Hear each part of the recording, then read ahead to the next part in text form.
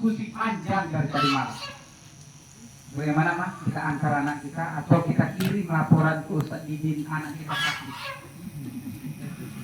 Ya kan?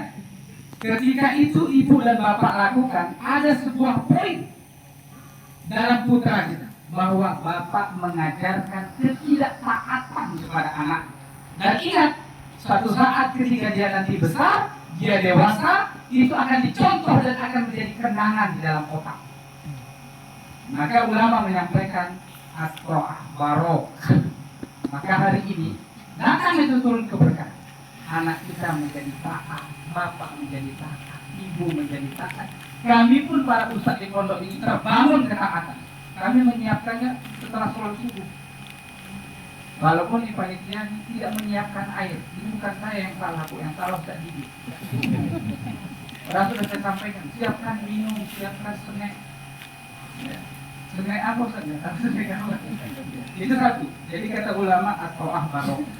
Yang kedua kata ulama itu at-ta'ah arahmah. Taatan itu akan menghadirkan kasih sayang.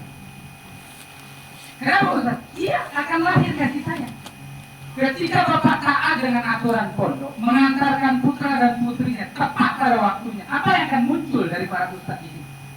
Kasih sayang, cinta. Tapi kalau datangnya setelah nanti tahun baru, manusiawi nggak kita jengkel? Saya jawab, tanya sama bapak, manusiawi nggak kami jengkel? Manusiawi, bapak aja suka jengkel sama ibu. Ibu juga suka jengkel sama bapak kalau bulanannya kurang. Manusiawi. Jadi akan turun rahmat di tempat ini. Kasih sayang, saling mencintai, saling menyayangi, saling mendoakan, itu rahmat. Itu rahmat.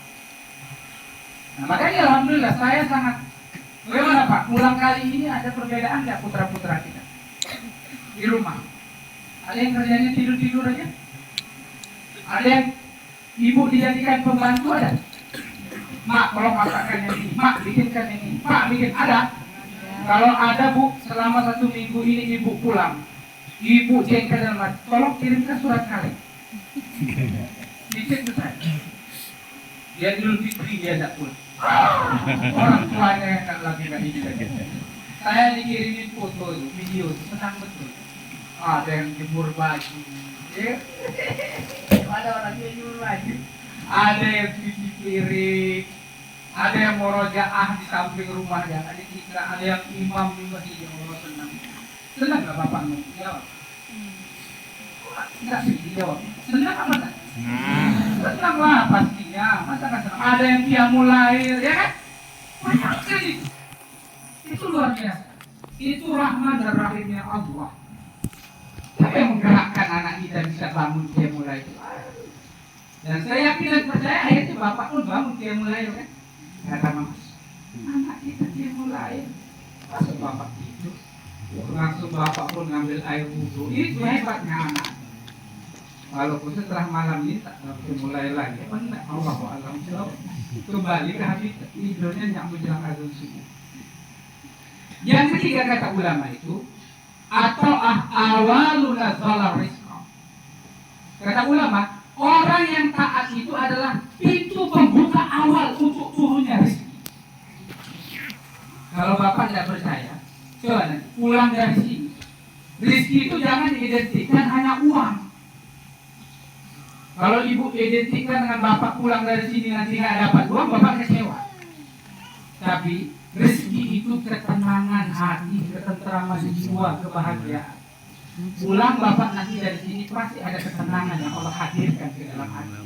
Efek dari ketaatan itu muncul ketenangan.